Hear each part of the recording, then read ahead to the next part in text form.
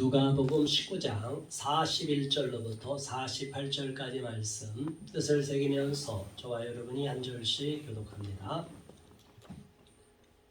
가까이 오사 성을 보시고 우시며 이르시되 너도 오늘 평화에 관한 일을 알았더라면 좋을 뻔하였거니와 지금 내 눈에 숨겨졌도다. 날이 이를지라 네 원수들이 토둔을 쌓고 너를 둘러 사면으로 가두고 또 너와 및 그 가운데 있는 내 자식들을 땅에 메어치며 돌 하나도 돌 위에 남기지 아니하리니 이는 내가 보살핌 받는 날을 알지 못함을 인함이니라 하시니라.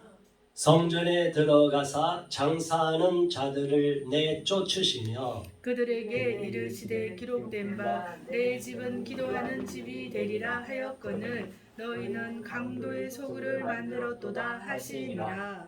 예수께서 날마다 성전에서 가르치시니 대제사장들과 서기관들과 백성의 지도자들이 그를 죽이려고 귀하되 백성이 다 그에게 귀를 기울여 들으므로 어찌할 방도를 찾지 못하였더라. 아멘. 오늘은 예루살렘 멸망 예고와 성전 청결이라는 제목으로 은혜를 나누겠습니다. 우리가 읽은 누가복음 19장 내용 앞부분을 보면 예수님께서 예루살렘에 입성하시는 내용이 담겨 있습니다. 마태복음에도 있고 마가복음에도 있고 이 내용은 너무나 잘 알려진 내용입니다.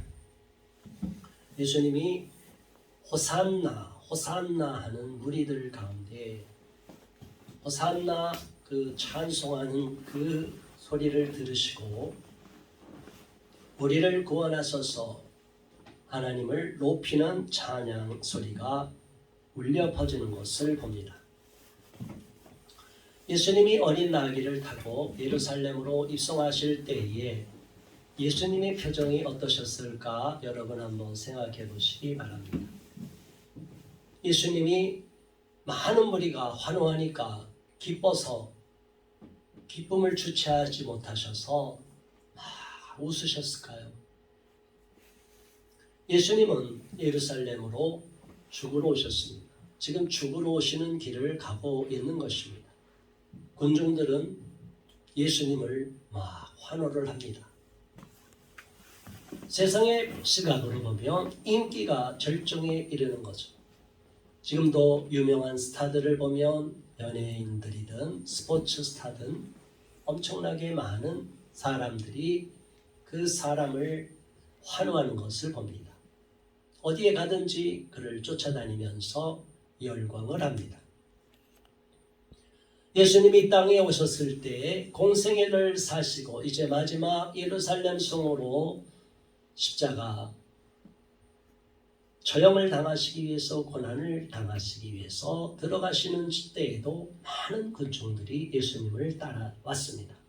환호했습니다. 너무나 열광적으로 소리를 쳤습니다. 그래서 오히려 그 당시에 예수님을 대적했던 제사장과 바리새인들 이 장로들이 다 예수님을 두려워했어요.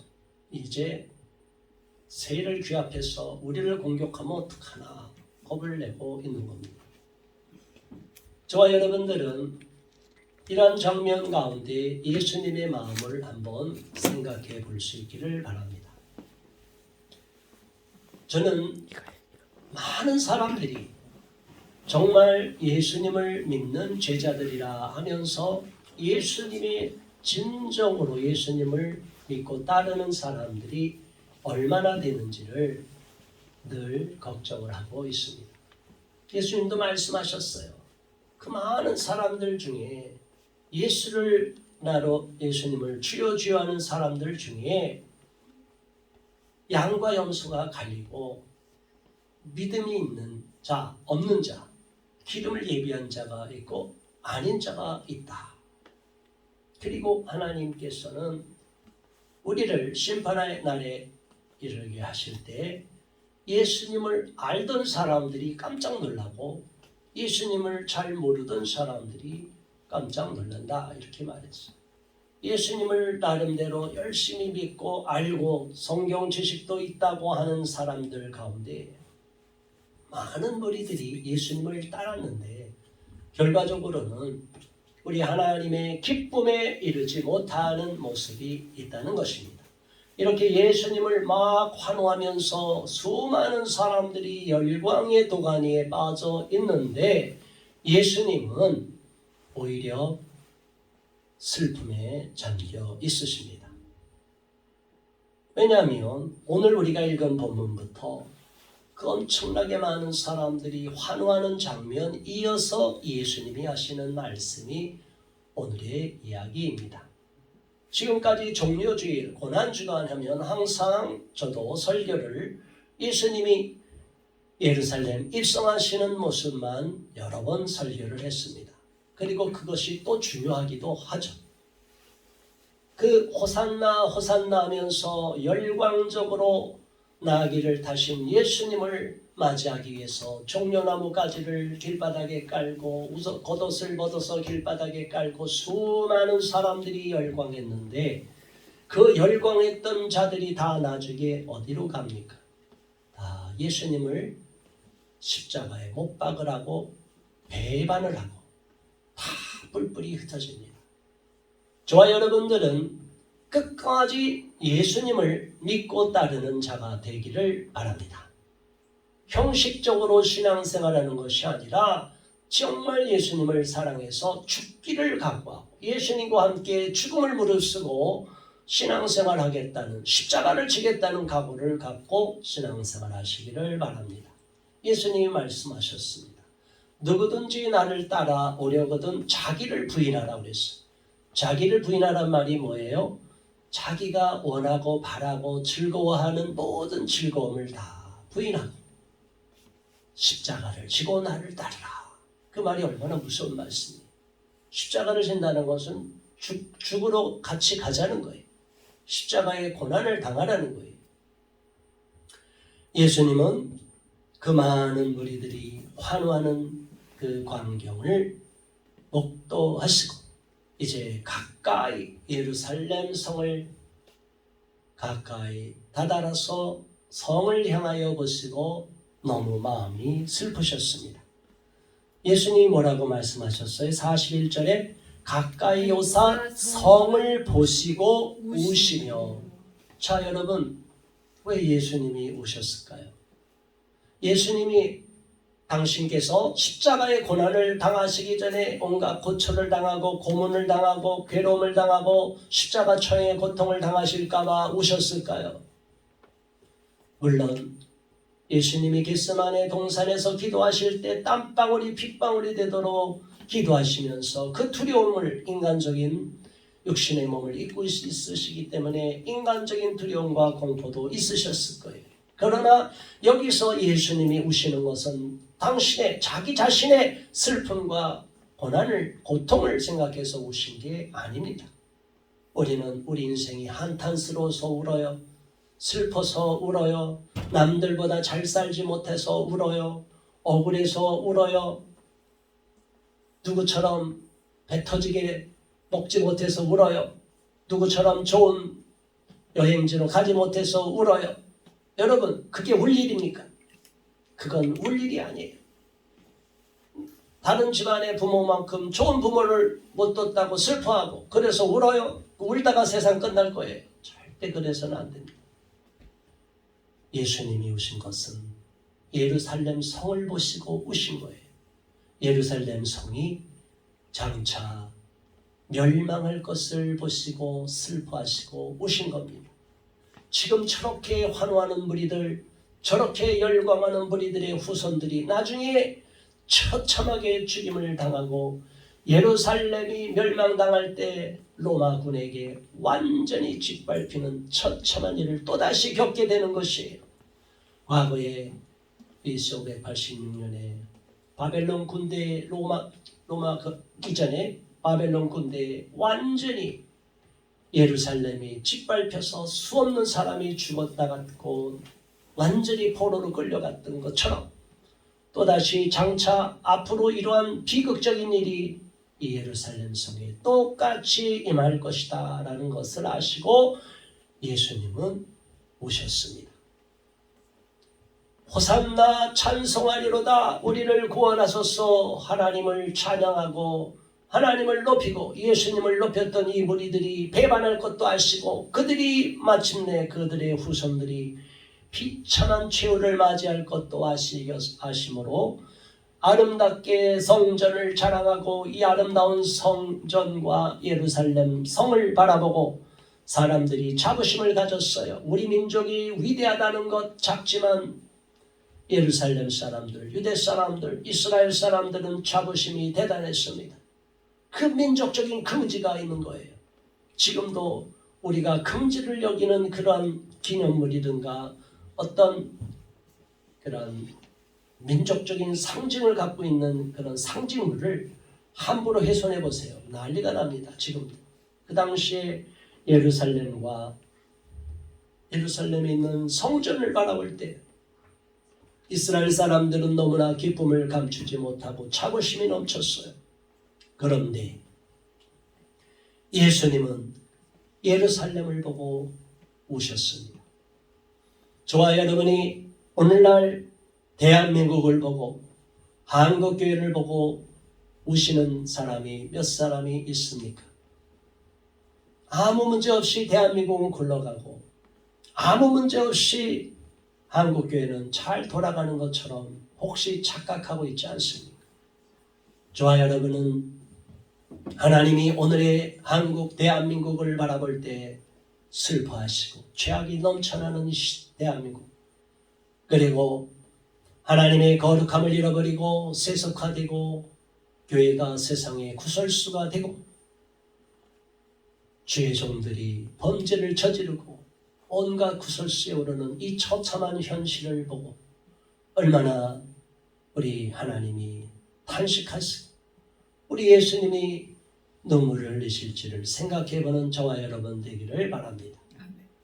효녀는 부모의 마음을 헤아리는 사람이 우리가 아버지 하나님으로 정말 하나님을 부모로 부모 이상으로 사랑하고 섬긴다면 그 하나님의 마음을 결코 잃어버려서도 안 되고 그 하나님을 결코 저버려서도 안 됩니다. 하나님의 마음을 아프게 해서도 안 됩니다. 우리 하나님이 탄식하는 것을 외면해서도 안 됩니다. 예수님이 이렇게 말씀하십니다. 42절 우리 다 함께 다시 한번 봉독합니다. 이르시되 너도 오늘 평화에 관한 일을 알았더라면 좋을 뻔하였거니와 지금 내 눈에 숨겨졌도다. 날이 이를지라 내 원수들이 토둔을 쌓고 너를 둘러 사면으로 가두고 또 너와 및 그 가운데 있는 내 자식들을 땅에 메우치며 돌 하나도 돌 위에 남기지 아니하리니 이는 내가 보살핌 받는 나를 알지 못함을 인함이니라 하시니라. 자, 예수님은 미래의 일을 다 보시고 너무나 안타까워 하셨습니다. 이러한 일이 언제 일어나느냐? AD 70년에 일어납니다. AD 6년도부터 반란을 일으켜서 이 예루살렘 사람들, 이스라엘 사람들이 로마로부터 이제 독립을 쟁취하기 위해서 열심히 애를 씁니다. 그런데 로마에서는 이 이스라엘을 그대로 방치하면 로마 제국 전체가 위험에 빠지니까 이 나라를 그대로 둘 수가 없는 상황에 처합니다.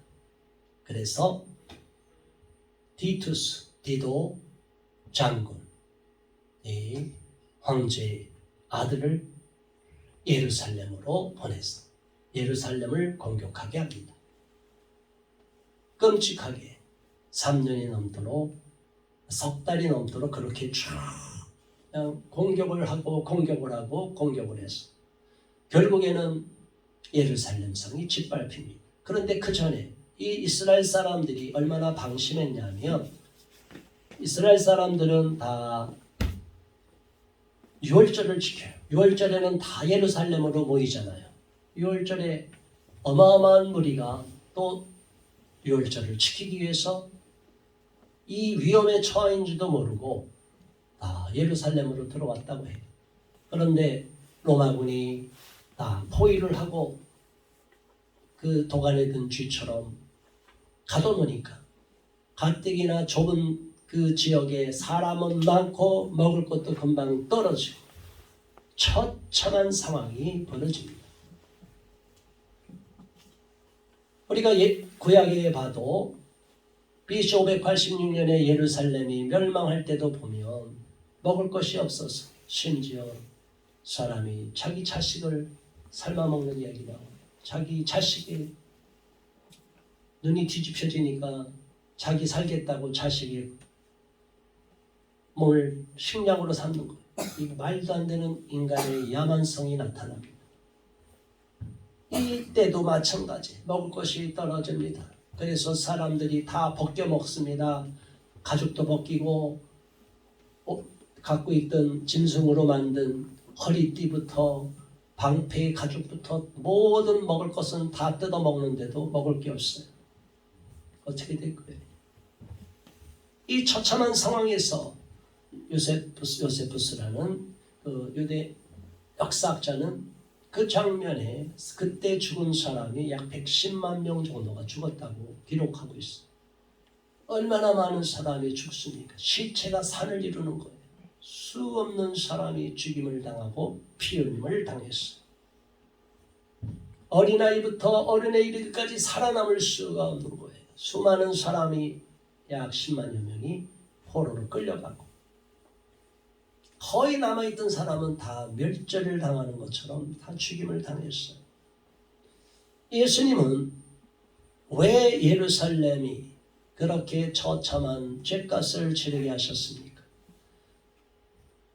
바라바를 내줄 것이냐 예수님을 내줄 것이냐 빌라도의 그 재판정에서 이 완악한 이스라엘 사람들 바라바를 내달라. 그리고 예수님을 십자가에 못 박으라. 그리고 그 핏값을 우리 후손에게 돌리라. 이런 무서운 말을 해요. 여러분 그런 말 함부로 하면 안 돼요. 말이 씨가 된다고. 얼마나 무서운 죄를 저지르는 거예요. 지금 함부로 많은 사람 앞에서 사람이 보이든 안 보이든 카메라가 돌아가든 안 돌아가든 온갖 비속어를 쓰며 욕설을 퍼부으며 함부로 남을 저주하며 이런 너무나 참담한 죄를 저지르는 사람들이 있어요. 이 사람들은 하나님이 반드시 심판하시고 악의 화신으로 바뀌었기 때문에 성령으로 말하는 것이 아니라 악령에 사로잡힌 거예요. 그런데도 그런 사람을 추종하는 자들은 깨어나지 못하고 끊임없이 계속적으로 그 노예가 되어 있습니다. 성경은 분명히 말하고 있습니다. 창세기부터 요한계시록까지 주제가 예수 그리스도다. 그리고 사람의 종이 되지 말고 하나님의 종이 되라고 말하고 있는 거예요. 사람을 기쁘시게 해드리지 말고 하나님을 기쁘시게 해드리라는 거예요. 사람이 아무리 훌륭하더라도 아무리 황제라 할지라도 세상 권세자라 할지라도 그가 하나님을 대적하면 결코 거기에 굴복하지 말라는 거예요. 우리는 하나님의 말씀에만 굴복하고 하나님의 뜻에만 순종합니다. 그런데 사람 앞에 비굴해지고 아무리 사람이 유명하고 한순간 하나님 앞에 쓰임받았다가 능력을 행했지만 나중에 타락하면 결코 그는 따라가면 안 됩니다. 과거에 우리 대한민국을 어지럽혔던 과거에 수많은 이단의 괴수들이 있어요. 얼마나 많은 사람들을 미혹하는지 몰라요. 처음에는 다 하나님을 위하는 건 줄 알고 능력을 행하니까 다 뒤집어지고 자빠지니까 그게 다 대단한 것이라고 여겨요. 그러나 그러한 능력과 표적은 마귀도 장난을 치어서 할 수가 있어요. 착각하면 안 됩니다. 성령의 열매와 악령의 열매는 딱 구분해요. 성령의 열매는 의와 희락과 평강과 모든 9가지의 열매가 있고 성령의 열매는 다 거룩함과 오주함과 사랑과 평강으로 넘치게 되어 있어요. 더러움은 절대로 성령의 열매가 될 수가 없어요. 너희는 입 밖에 어떤 누추한 말도 하지 말라고 그랬어요. 입에서 더러운 말이 계속 나오는 사람은 성령의 사람이 아니라 악령의 사람이고 악한 마귀에게 사주받은 악령에 사로잡힌 자입니다. 그가 밖에서는 아무리 유명한 자라 하더라도 그는 결코 성령의 사람이 아니에요. 분별을 해야 돼요. 그런데 미련한 자들이 다른 이유를 대면서 성경의 말씀을 제껴버려요. 그 사람 말을 하나님 말씀보다 더 위로 올려버려요. 그게 바로 이단의 교주들, 사이비 교주들에게 빠지는 특징의 한 현상이에요. 우리는 절대로 사람을 우상화시켜서는 안 돼요. 가장 인간을 우상화시키는 나라가 어디예요? 대한민국이에요? 저 북한에 김일성, 김정일, 김정은 3대 세습 독재 체제.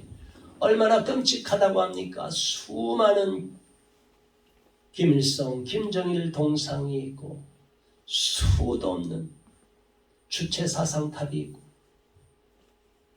거기에 절하지도 않으면 춤추다가 그 초상화에 손가락을 한 것이 찍혔다고 공개 처형을 당하고 이런 나라가 정상의 나라입니까?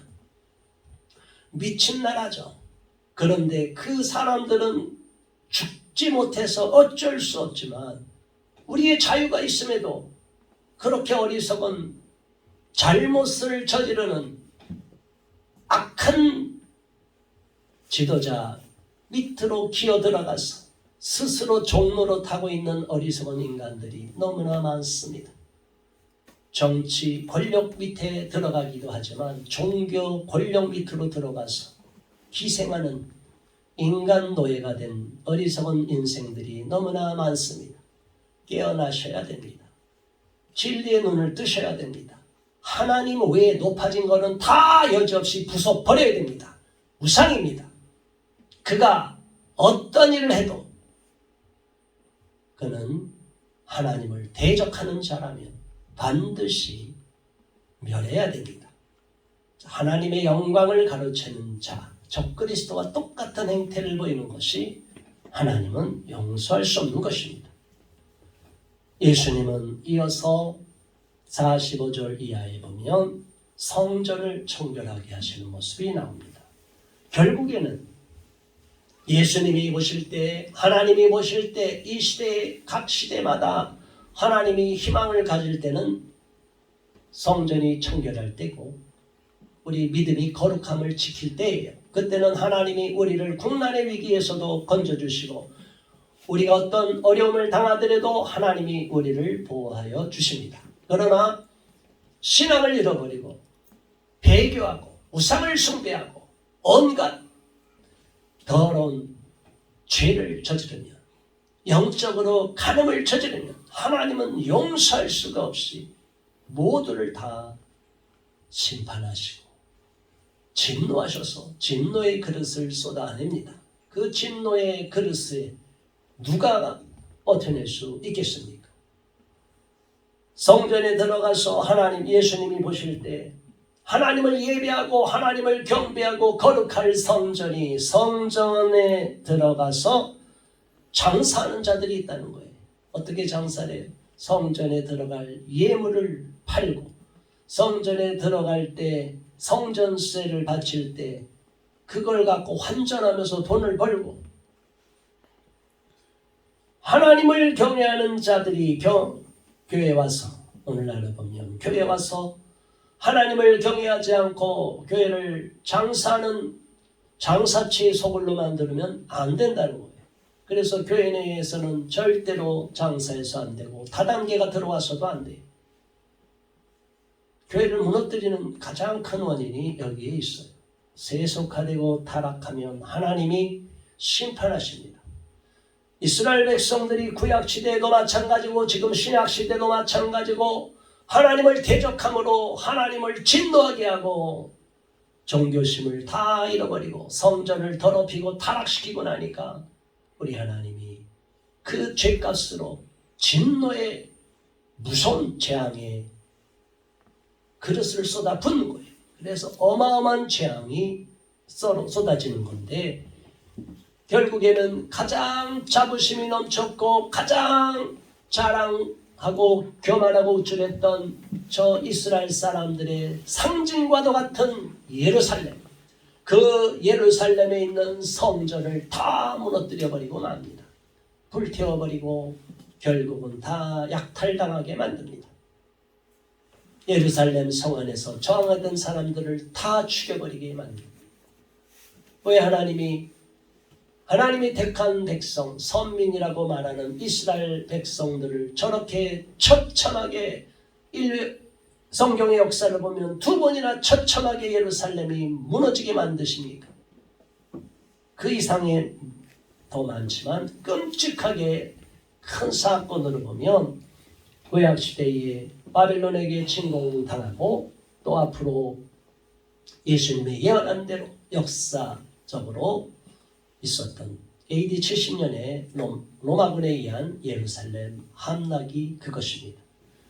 얼마나 하나님의 마음이 화가 나셨으면, 우리 하나님이 얼마나 진노하셨으면, 이스라엘 백성들의 죄가 얼마나 많았으면 저렇게 환호했던 무리들이 돌변해서 예수님을 십자가에 못 박으라고 돌변하고 결국에는 하나님을 배반하고 돌아서는 저들, 예수님을 십자가 처형에 처하게 하고 그 핏값을 자기들의 머리와 후손에 돌리라고 하는 저 어리석고 완악한 자들에 대하여 우리 예수님은 얼마나 눈물을 흘리셨습니까? 우리 하나님이 얼마나 진노하셨습니까? 46절에 이어서 말씀합니다. 그들에게 이르시되 기록된 바 내 집은 기도하는 집이 되리라 하였거늘 너희는 강도의 소굴을 만들었도다 하시니라. 하나님의 성전에 와서 하나님을 경외하고 제사장들이 제사하고 기도하고 하나님께 기도하며 예배를 드려야 되는데 교회에 와서 장사 소굴을 만든다는 게 뭐예요?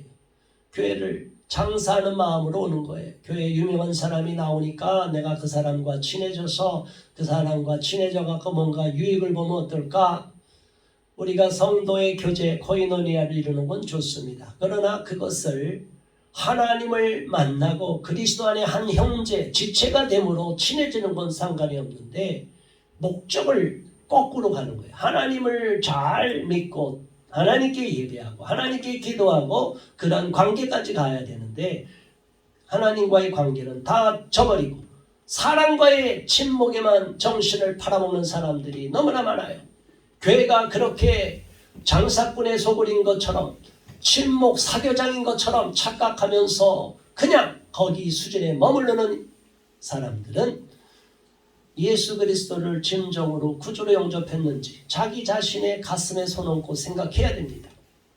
신앙생활에 열매가 안 나타나는 이유는 바로 그런 주객이 전도되고 본질을 전도시켰기 때문에 신앙의 본질을 잃어버리고 예수 그리스도를 믿음으로 구원받는 복음의 참된 의미를 잃어버렸기 때문입니다.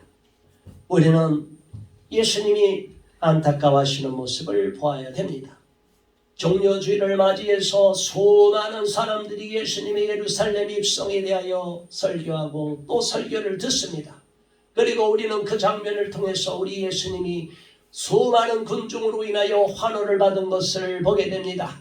그리고 그 당시에 권세자 종교 권력자들인 제사장 바리새인과 사두개인과 장로들이 서기관들이 예수님을 대적하는 모습, 불안에 떠는 모습을 보고 통쾌함을 느낄 수도 있습니다.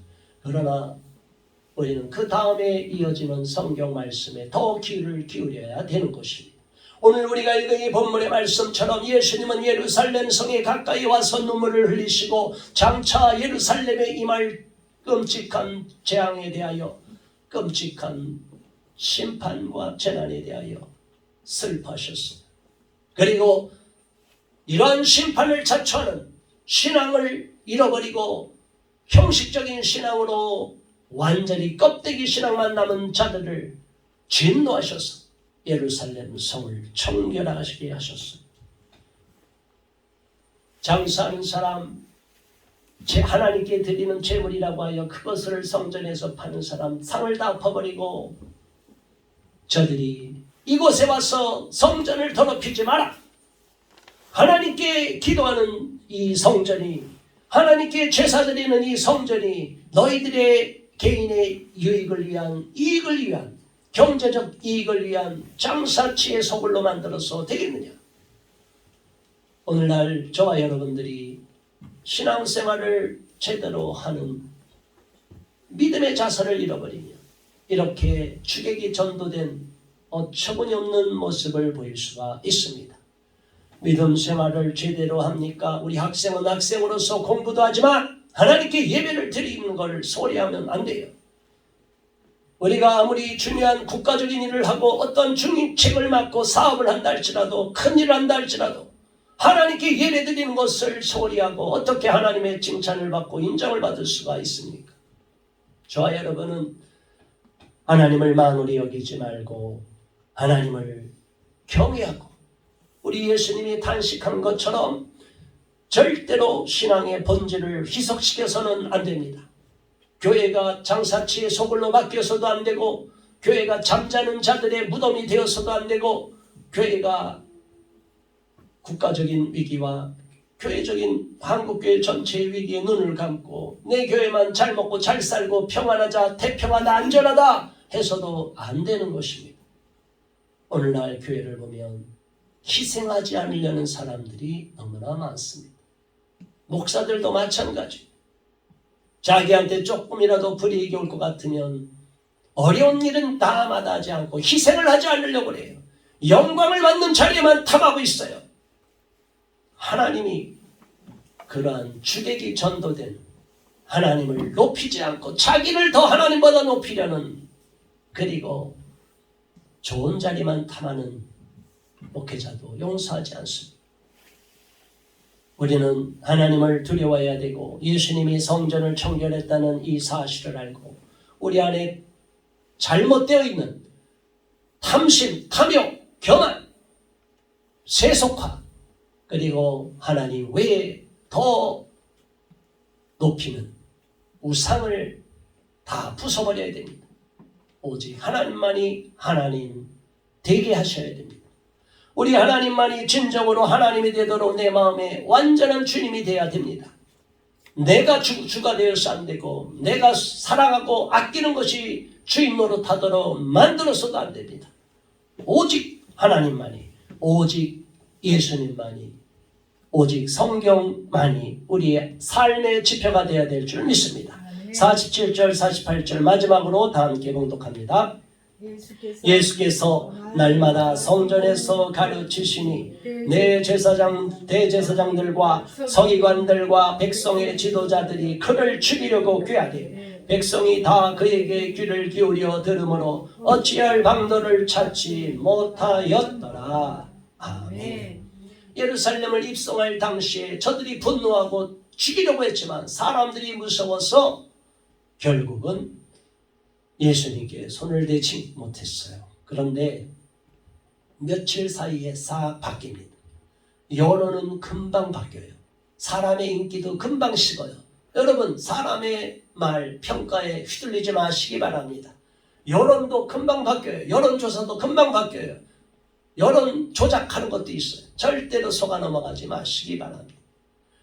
우리 예수님을 그렇게 추종했던 자들이 돌변해서 예수님을 죽이라고 소리치는 군중으로 바뀝니다.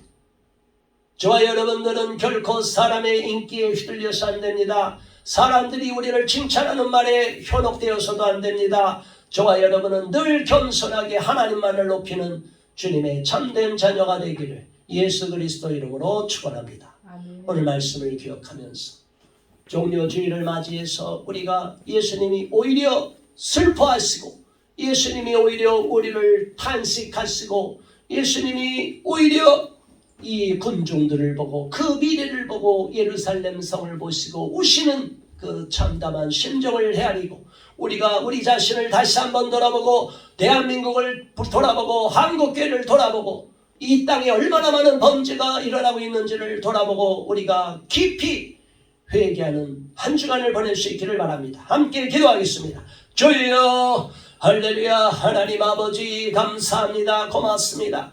아버지 하나님, 오늘 종료주일을 맞이해서 누가복음 19장의 말씀을 통하여 우리가 다시 한번 깨달음을 얻고 깊이 각성할 수 있게 해주셔서 감사합니다. 하나님, 우리는 얼마나 거짓된 것에 마음을 빼앗기고 있습니까? 우리 예수님께서 예루살렘 성을 보시고 우시는 그 모습이 우리의 마음에 선연히 떠오릅니다. 수많은 군중들이 환호하면서 호산나 다윗의 자손이여 호산나 찬송하리로다 외치고 예수님께 대하여 환호하고 있지만 예수님은 결코 그들의 환호에 마음을 빼앗기지 않으셨습니다. 오히려 저들이 배반할 것을 아시고 저들이 나중에 저들의 후손들이 처참한 비참한 결말을 맞이할 것을 아시고 슬퍼하셨습니다. 아버지 하나님, 오늘 우리가 잘 살아야만이 다음 세대의 대한민국이 유지되고 한국교회가 유지가 됩니다. 그러나 유럽은 다 영적으로 잠들고 미국의 교회도 영적으로 잠들어가서 결국에는 차별금지법이 통과되고 결국엔 평등법이 통과되고 기독교가 기독교의 힘을 잃어버리고 온갖 가짜 인권이 난무하였어. 그 나라가 이슬람이 활개를 치며 기독교가 문을 닫고 하나님께 예배드리던 예배당이 그 수많은 성도들의 헌금으로 세워진 예배당이 술집으로 바뀌고 음식점으로 바뀌고 공연장으로 바뀌고 이슬람 사원으로 바뀌는 처참한 상황을 목도하고 있습니다. 하나님, 지금 대한민국의 한국교회의 미래는 어떻습니까? 우리 예수님이 지금 대한민국을 보시면 장차 일어날 미래를 보고 슬퍼하고 탄식하지 않겠습니까? 하나님, 두렵습니다. 우리가 올바로 신앙생활하고 우리 자식들에게, 우리 자손들에게, 우리 미래 세대들에게 올바른 신앙을 전해줘야 되는데도 우리는 제대로 신앙을 전해주고 있고 우리는 하나님의 말씀대로 순종하며 삶으로서 행실의 모범을 보이고 있습니까? 하나님의 자녀답게 예수 그리스도의 발자취를 따라가고 있습니까? 아니면 사탄의 도구가 되고 마귀의 자식이 되고 마귀의 종노릇을 하고 있습니까? 아버지, 나 자신을 돌아보고 회개합니다.